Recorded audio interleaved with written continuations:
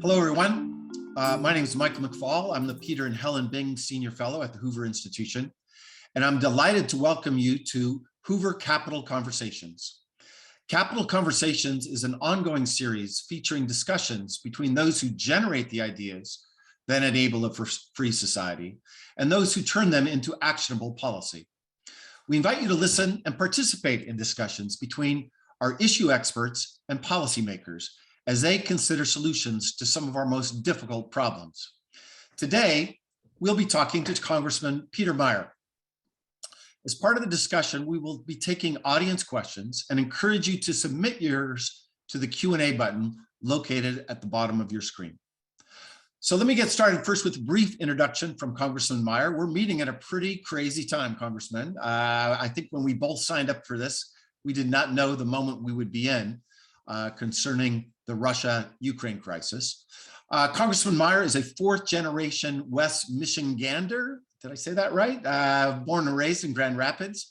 After graduating from high school, Peter's first step on his path of purpose was spending a year at the United States Military Academy at West Point, soon thereafter enlisting in the Army Reserves.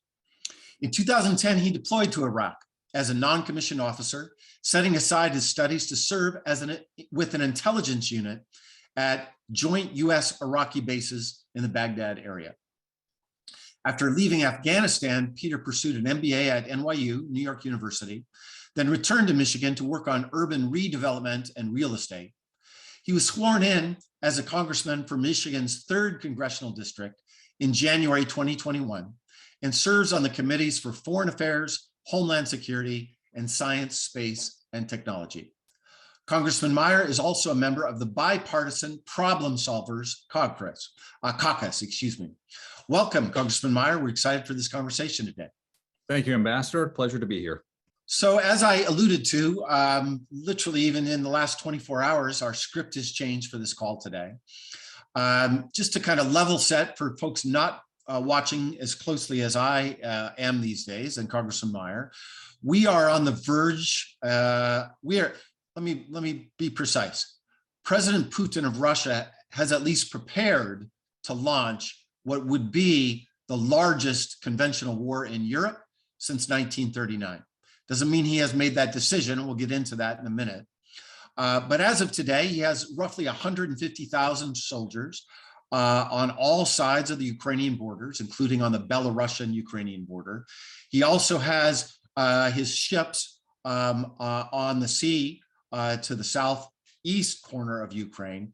And by all accounts, including from just Secretary Austin just a few hours ago, those troops are on ready alert, and they have the capability to launch a major military intervention.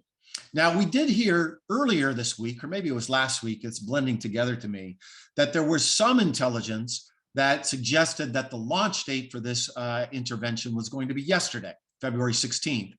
That didn't happen. And that's an interesting question, Congressman Meyer, for you as a former intelligence specialist. Was it wrong? And I don't know the details, maybe you do, share them with us if you can. Was it wrong for the United States to leak that kind of point information? What do you make generally of the use of declassifying sensitive intelligence? It seems to me that this is a rather aggressive strategy that the Biden administration is using, and help us understand how that might be useful or not for trying to deter Putin's actions, or at least to change his calculations.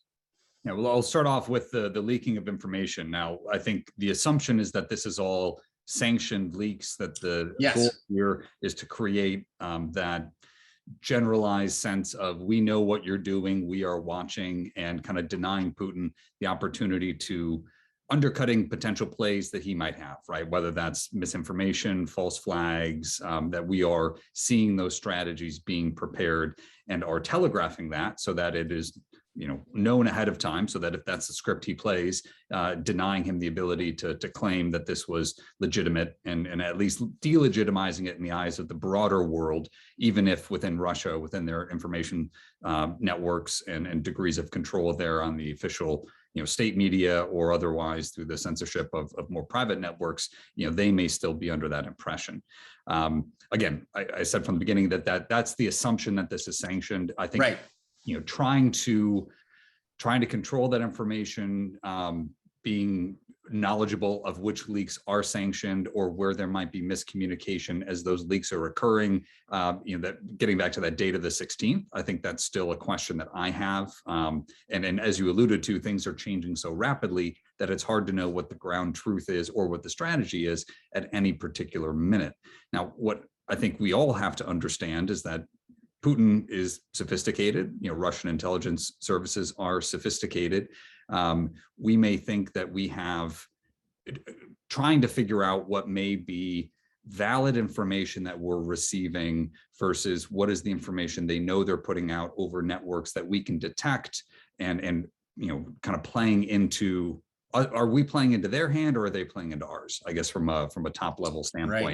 Right. And so to your point of whether or not this is a good strategy, I mean, that's going to be dictated by the final outcome, right? If Putin ends up invading and he's able to do so and doesn't feel that this was dissuasive in any way, shape, or form, then it was not a good strategy. And we may have either burned some sources or given them a better understanding of what type of access and collection methodologies that we have. So, like anything else, we won't know until kind of the final turn has occurred, whether this strategy has been effective. That's a great point. And as I remember, I served in the government for 5 years, 3 at the White House and 2 in Moscow. And I remember you don't get any points for trying. You get points for results. And it's way too early to judge the results of this particular rather new strategy that they've attempted. And I want to be clear, and you correct me, help me use the precise words. I should not have used the word leak. I don't think it's ever in America's national interest for intelligence to be leaked without it being declassified in a purposeful way by our government. And I should have been, I was a little sloppy with my language there. I won't push back on the semantics. I think leak is kind of the right word. If it's okay. If it's coming through, even if it's officially, I think what we're talking about and what I assume we're talking about is officially sanctioned, yes, dissemination through kind of unofficial channels, right? Not coming from a press release, not coming from a solid statement, but kind of getting into the ether and getting into the media more broadly. But again, I think the challenge is trying to determine what is officially sanctioned and what is not officially sanctioned. And, I'm a pretty astute observer of who's talking to what reporters. Yes. And, even then, it's hard for me to tell because if it's not officially sanctioned, then you have the issue of muddying the waters a little bit, which, my trying to pick apart what I learned in what setting. And so I'm not sharing anything I shouldn't have. Right. I shouldn't. But, the information may be disclosed that reflected a consensus that's no longer accurate, and the kind of the more lead time between someone learning something and saying it externally, that widens the opportunity for things to change in the middle and for messages to get stepped on, frankly. That's a great point. I think people need to really think about that, and also think about your other point, Congressman. There's 2 playing this game, not 1. Putin's, he's been an intelligence officer most of his life. Nobody ever retires from the KGB, by the way, everyone. They that's one of their jokes among themselves. And he's quite, familiar and astute at playing this game and reacting and changing things, and changing even their own messaging, including using leaks and intelligence as well. I think we need to think of that always. Let's pivot a little bit to the broader goals that Putin is pursuing here. I've worked on Russia a long time, for a good chunk of my career. I met Putin in 1991. That's how old I am. Wrote my first article warning about Putin as an autocrat in March of 2020. For a few years, I was up close and personal. I got to see him interact with our government leaders when I worked in the government. And when I look at his goals, I do not think that just stopping NATO, Ukraine's aspirations to joining NATO is actually, I don't think it's his primary goal at all. I also think, by the way, President Putin fully understands that he has invented that as a crisis today and put 150,000 troops to make it a crisis. We weren't debating Ukraine's membership to NATO even just several months ago, even several years ago for that matter. He's the one that brought that on the table, not us. But Congressman, when I look at some of his broader goals, I think he does have a big agenda here. He thinks that what happened with the collapse of the Soviet Union and the 30 years after it, and the kind of international system that we helped to put in place was unfair. We took advantage of Russia's weakness. He wants to rewrite those rules. He also wants to bring together the Slavic peoples. He wrote a long article, by the way, with footnotes and everything, just so everybody knows, 6,000 words, I believe. And let's be clear, he didn't write it. Somebody wrote it for him, but his name's on it. Talking about how Ukraine is not even a real country. They're just part of the Slavic nation. So he wants to reunite them. And then fundamentally, when I look at Putin, I think that the real threat to him is not NATO expansion, it's democratic expansion. And the fact that Ukraine is a democracy is what threatens him. Most certainly when I served in the government and dealt with him, it was people demanding democracy, be it Ukraine, in the Arab world in 2011, the Arab Spring, and in his own country when there were massive demonstrations in 2011. So I see this as a big, long challenge. But I have to say, and now I want to hear your perspective on both the diagnostics. If you have any disagreements with me or things you want to add, please add them. But also tell us how your constituents think about this threat. And so that's me as a professor and Hoover Fellow. How do your constituents think about this, and how do we explain, if you agree that this threat is real, do a better job to explain to the American people why they should care? Oh, all right, there's a lot there, and I will, just say from the outset, I've spent far less time in Russia than you have, Mr. Ambassador. I've been there a few times. I have kind of friends that have I've been kind of following how they've been reacting, especially those involved in the in various efforts. If I'm looking around the globe, the through line between Putin's activities, between Xi's kind of continuing threatening of Taiwan, between the expansion of Iranian and Shia influence throughout the Middle East, these kind of Sunni extremists trying to reprise a broader notion of a caliphate. There's this mixture of nostalgia, but also a sense of a wound or of being belittled, of being diminished, that you were once great. The empire used to extend so far, and now that has come crashing down. And the West is a very convenient and amorphous scapegoat for their own failures to maintain or kind of continue that expansion or protect the territory they had once held. But we're kind of butting up against leaders who view themselves as world historical figures, in the sense of history, right? Not just the contemporary, but wanting to cement and mark their place in the world. And that, I think, both has an impact internally to their own psyche and how they view things, but also is a very helpful framing device, to motivate and rally a nation around a goal and help them overcome whatever short-term inconveniences or short-term, suffering they may survive. It's a way of reframing grievances that could otherwise be directed at their own government leaders and pushing those outward. So I think when it comes to how Putin views things, I'm not in his head, but I think that sense of both the fear of encroachment, and to your point, nobody in the West was really talking about Ukraine joining NATO. Now, Ukraine would mention that from time to time. It was slightly provocative rhetoric, but also something that an independent country should have every right to do. Right. And, I think Ukraine also has a very valid reason to feel snubbed, after the memorandum they signed in 1992, where basically we all guaranteed their territorial sovereignty, and that didn't stop Putin's little green men from coming in and annexing Crimea and destabilizing the Donbass. So, Putin I think it's both a useful punching bag. It's a way of potentially directing making it seem like he's defending, the Russian world, even if it's not Russia, right? It's on those native Russians, the Russian language speakers in Ukraine. So he's kind of being the good guy, the good Samaritan, protecting their people even outside their border, while at the same time gaining a degree of credibility and influence that a country with a GDP smaller than Spain, is able to marshal a far greater position on the world stage, much more in line with what they experienced during the Cold War, when they were arguably a legitimate superpower, relative to today, when the greatest asset they have is the ability to project a degree of destabilization, via their military.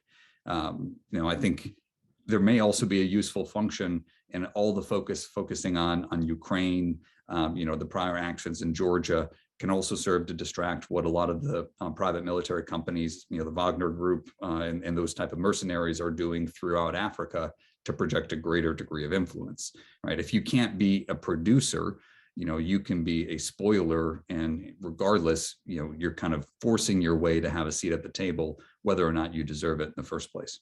Fantastic points. So there's so many things I would want to build on. I know we want to switch to open it up for Q&A in a moment, but I want to build on something I think that was quite profound that you just said. You used the word through line, thinking about these other countries in the world. I think there is a lot of wisdom there. All those countries you mentioned, China, Persia, their former empires, they have grievances from the past. China, 100 years of humiliation, and now they're back. But there's one more piece that's interesting, at least with respect to the China-Russia comparison. Their grievances about sovereignty, they are autocracies, at least, and that's my language. And if you choose a different language, please do so. But Russia's an autocracy, China's an autocracy, and the threats they are making with respect to sovereignty of other places are democracies. Taiwan is a democratic system of government. Ukraine is a democratic system of government. But there are some people that say in our country now, and this is both in the Republican Party and in the Democratic Party, and Congressman, just so you know, I have students that say this. It's like, why do we care? That's far away. Let Russia have a veto over Ukraine. Let them have a sphere of influence there. Why should we be worried about them joining NATO or not? And, I sense there's a bit of an overhang. Again, as somebody who teaches, at Stanford and interacts with young people every day, they said, well, we made mistakes in Afghanistan and Iraq, and I'm purposely invoking those countries because of your experience there. We just need to pull back, and who are we to talk about democracy and autocracy? It's really just about power, and let's just everybody have their own sphere of influence and we'll be better off. What's your response to those kinds of arguments? And I want to underscore, you can find these arguments in both the Republican Party and the Democratic Party today, including some of your colleagues in Congress. Well, and I feel like this may be a gratuitous plug, but Arthur Vandenberg, who's from Grand Rapids, was the Republican senator, and I'm saying gratuitous plugs. My dad actually wrote a biography of him. Oh my goodness, that's not gratuitous. That's fantastic. But I'm going to tweet that out to my followers right after this call. I did not know that fact. Thanks for sharing that. Go on, please. Yeah, Vandenberg's a very important person in this history. Well, and precisely, I mean, Vandenberg really bringing the Republican Party from being isolationist in the pre-World War II period to embracing, an American role in the world and being formative in the creation of the United Nations and NATO, in the Marshall Plan. I think World War II really underscored we don't have the option to step back, right? You step back, we may have oceans on either border, but if enemy powers, if autocracies, if dictatorships, if fascist regimes, in that case, if they take over the world, very quickly the world gets small, and our ability to operate within it gets constrained, and it's only a matter of time. Now, Russia today is not on par with Germany of the 1930s in terms of their ability to project force, though nuclear power has shortened a lot of that. Hypersonic research has shortened a lot of that. Right. But that broader sense, I feel like we take for granted the rules-based order and the degree to which it not only creates a level playing field in which democracies can put things forward where there is more of a sense of a town square, more of a sense of, it isn't simply might makes right. We have other fundamental values that underpin that. We may disagree on what those values are. I mean, some of them are, encompassed in the, Universal Declaration of the Rights of Man, right? Or all of the other kind of foundational philosophical notions. And I think getting back to that earlier point on the through lines between the autocratic regimes and democracies, the US is very unique in being a democracy that's not founded on blood, it's not founded on religion, it's not founded on an ancestry. It's founded on a philosophical notion that can welcome anybody from any part of the world into it, as long as you believe and kind of promote and are part of that project. Versus versus the autocracies. And the other big distinction is that in a democratic government or a more open society, you can basically cast blame for why things are not working well on whoever the party is in power, as a way for the minority party to be able to step up. Now, you don't have that in an autocracy, right?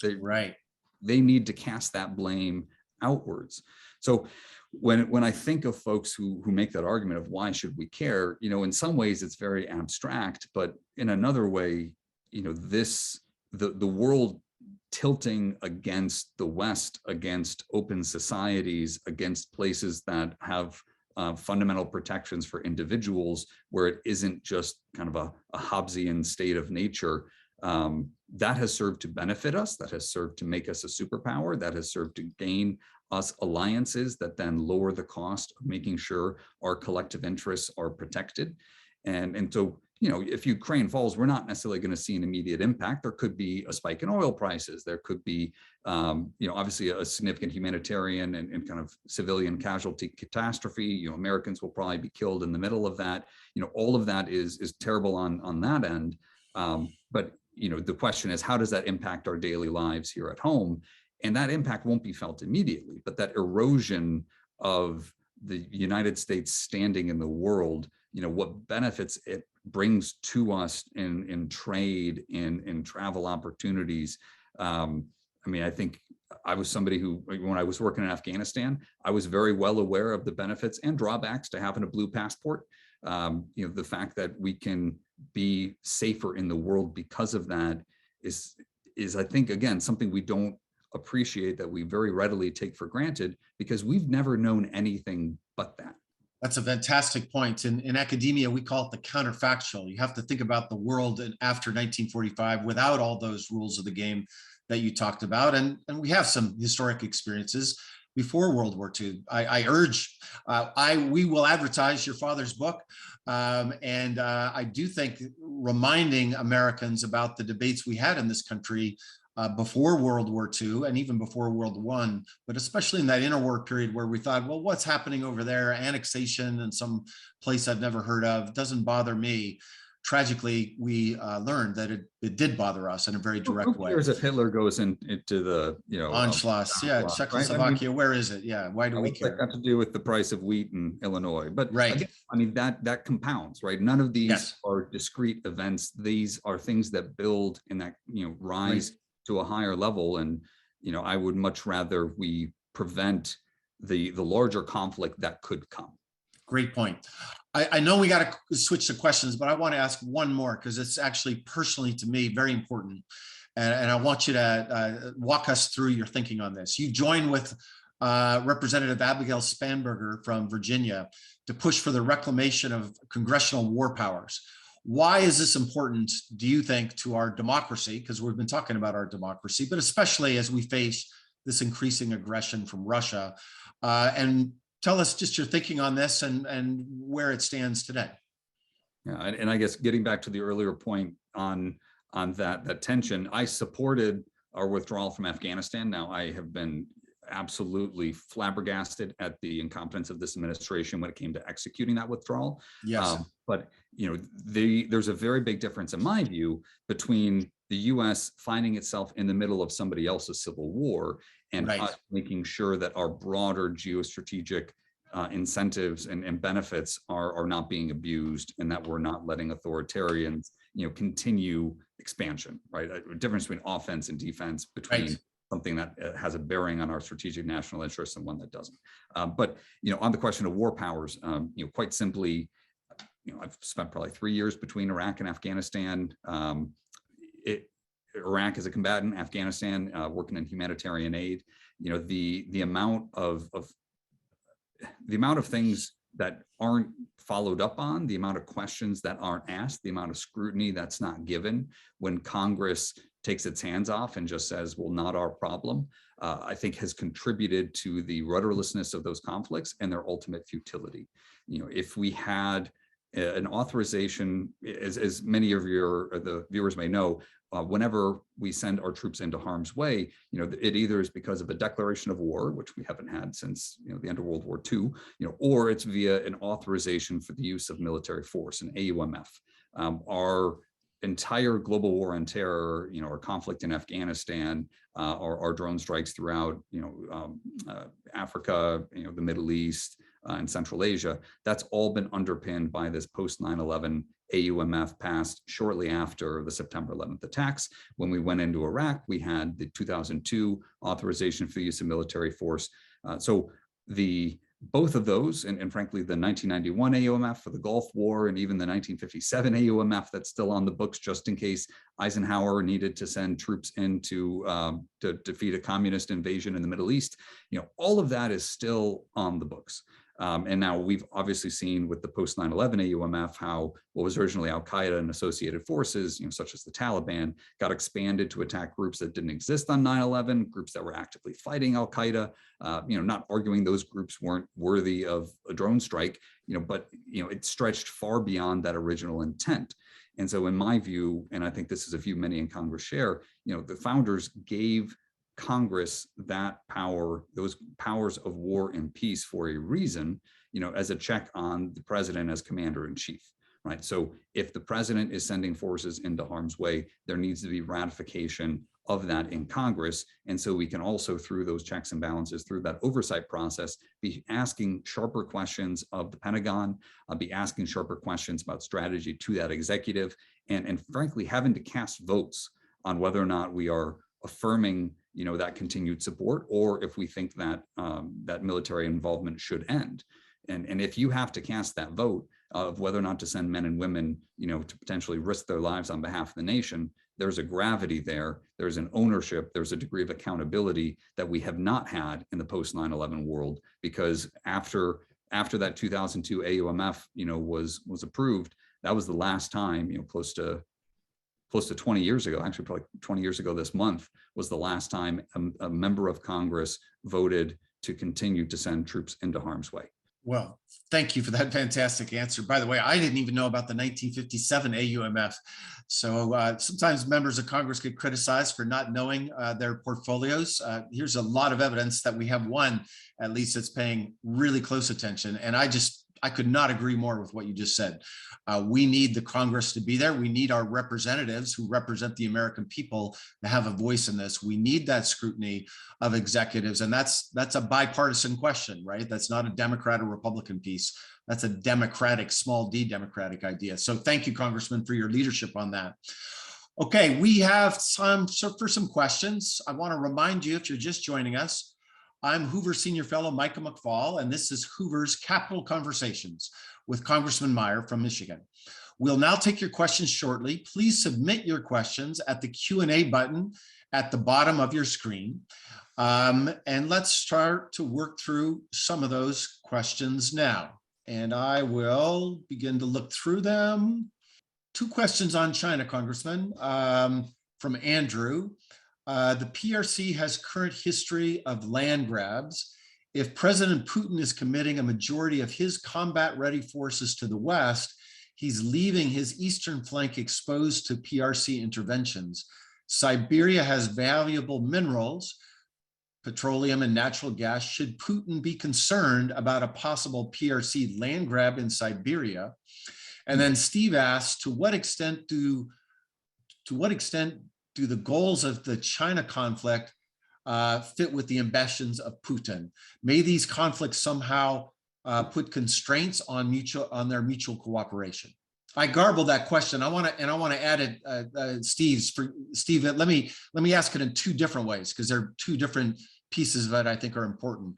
On the one hand, if Putin goes into Ukraine, does that strain the China Putin close relationship? I think everybody would agree that it's become a lot closer recently. But I also want to add the amendment to that question. If Putin succeeds and goes in without much resistance, does that embolden Xi Jinping with respect to his aspirations and claim to reunification vis-a-vis Taiwan? Yeah, I don't think, I mean, whether or not, I think we still have some islands that are still disputed between Russia and Japan. So I think Japan would be a more likely, retaking of disputed territory than probably the Chinese would, for the simple fact that if Russia invades Ukraine, they're going to be, punished pretty heavily. They should be punished pretty heavily via sanctions. They're going to have issues on the currency side. They will need a partner, and China, frankly, is well positioned to help pick up the mess there. So that's where I would see more of a benefit to China and a tightening of that relationship than any loosening. Right. And now, if Putin's invasion of Ukraine steps on the Beijing Olympics and there's some feeling of being slighted, that could be a different equation. Right. But we have Sunday or the closing ceremony, Saturday. So I think that's just the one more symbolic aspect of it. But I think, frankly, from many other areas, the further isolated that Russia becomes, the more they're going to need, some assistance, and China is well positioned to help them there. Now, though we haven't really seen significant, I think that will be economic, and that will be with China coming from a position of strength, rather than any deeper, sense of alliance. Right. In terms of emboldening China, I mean, there's no doubt that Xi is looking at the West's reaction to Ukraine and if Russia successfully, retakes Ukraine. And now I think we're just to step back, we're in the mentality of saying, he's either not going to do anything or it's going to be a full-on invasion. And there is a world of possibilities between the two. So just really important point that the congressman just made. He's got many different options, not just go in or not go in. But continue on how they're related. Yeah, I'm curious what you think. I mean, it's going to be the strongest indication yet we've seen. I mean, frankly, since 1991, of what does sovereignty mean and how important is that? And we have kind of three foundational documents behind our U.S. Taiwanese relationship that were signed with China to basically enforce a degree of status quo. We also had, and I believe it's the Bucharest Memorandum, but it might have been the Budapest Memorandum. Budapest Memorandum, 1994, yes. All right. The Budapest Memorandum was also a document ensuring the territorial integrity of the Ukraine, and that's arguably already been violated, both with the annexation of Crimea and destabilization of the Donbass. So you both have the precedent of multilateral agreements around a situation, but then the degree to which international pressure has maintained the enforcement of those agreements, even if there aren't, treaty obligations in a proper sense that it would, such as Article 5 of the NATO treaty, right? There isn't necessarily that strength of the self-defense provision. There's much more of a sense of moral suasion and kind of browbeating and influence. And the question is, if Putin kind of crosses those lines, what is the consequence and what does the West do? And is that something that China looks at and says, well, that's a cost worth bearing to achieve our objective of reuniting, and making the one China truly a one China rather than this kind of separate sense of systems. I frankly think they were emboldened by how little pushback there was of their soft takeover of Hong Kong. And I think that there's not really anything significantly standing in their way, though it is worth, you were mentioning earlier that the countries under threat are democracies, whether it's in the Taiwanese example and the Ukrainian example, democracies can be messy. It's easier to, there's kind of a soft underbelly on the information side of trying to use disinformation, of trying to, spread propaganda in order to undermine the strength of that society. But that also means that you can accomplish your objectives of seizing that territory, through non-military means. It's a great point. Yes. And that is, I think, where both the risk is of one of those potential things between doing nothing and full-on invasion that Russia may take advantage of. You don't have to look back too far in their periphery. Afghanistan, the coup. Yep. That then becomes the invitation for forces to come in, and still kind of has that patina of defense, but is just an invasion by another means. That's a great point, and it's, in my view, there's been just in the last 48 hours some pretty scary things that Mr. Putin has said, and his parliament has said. Putin just a couple of days ago said that there's genocide happening in Donbass. That's the part where the separatists that he supports are located. And when you hear the word genocide, that's and they're mostly ethnic Russians there, in his view, or I don't know if it's view, but it's what he's telling his people. That's what's happening. That sounds like a pretext for war. And his parliament, which of course is not, independent of the Kremlin, just passed a resolution. It's non-binding, but to recognize as independent countries the two regions in the Donbass, Lugansk and Donetsk. Pretty ominous. That sounds like a pretext for war as well. Let's take a few more questions. One follow-up from me, and then we'll go back to the list here. There are some, commentators in the United States that say we shouldn't get distracted with Ukraine and Russia because the real challenge, some would say the real enemy, the real competitor, you use the noun you want, is China. And that if we get too focused on what's happening in Europe, we'll lose our focus on China. What's your view of that kind of argument? I mean, I think if we're a superpower that can only look at one country or one dynamic in the world at a time, we don't deserve to be a superpower. I think one of the biggest flaws in our foreign policy space is just the fact that we look at the world, or at least the media has conditioned us to look at the world. And I think that's seeped into much of the defense, intelligence, and foreign policy establishment as a series of problems to solve rather than challenges to manage. And if you look at things as a problem to solve, it's either a problem, or you then feel like you've solved it, or at least there's nothing you can do, and you just kind of walk away and forget about it until it becomes a problem again, right? So we have this very, myopic view of the world. We kind of are looking through a soda straw and forgetting everything around the periphery. So I agree that we shouldn't over-index, Ukraine relative to China. I think there's a certain, I mentioned nostalgia earlier, but we kind of have the narrative frame set to look at Russia as the boogeyman here. And they're definitely a bad actor. Are they behind everything? No, they're not 10 feet tall. Right. But somewhere in that midst, you have to find the right framing where it's not downplaying, it's not overplaying, right. Contextualizing.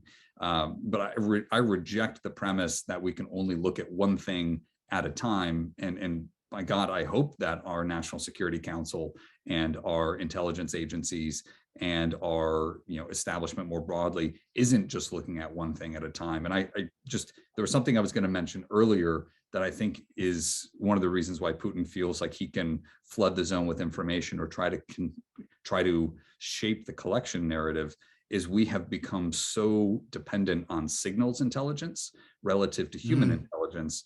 And if that loses the ability to contextualize or get information that may be outside of a narrative, if every time I pick up the phone, I know somebody's listening in, I both know what I shouldn't be saying on the phone. That doesn't mean that someone's not going to slip up and say something stupid. But, if I'm Putin, I'm telling all my guys, assume that the US is listening to your cell phones. Now, I don't know that, right? But that's an assumption they're making. Yes, of course. Great point. Taliban commanders in Afghanistan were assuming that. It's probably safe that a more sophisticated adversary would assume that.